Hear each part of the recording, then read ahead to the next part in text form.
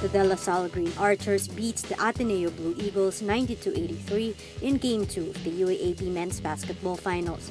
The Green Archers overcome a 21-point deficit in the first quarter to force a do-or-die Game 3 on Sunday. UAAP Most Valuable Player Ben Mbala and Richie Rivero lead the Green Archers in their comeback victory over the Blue Eagles.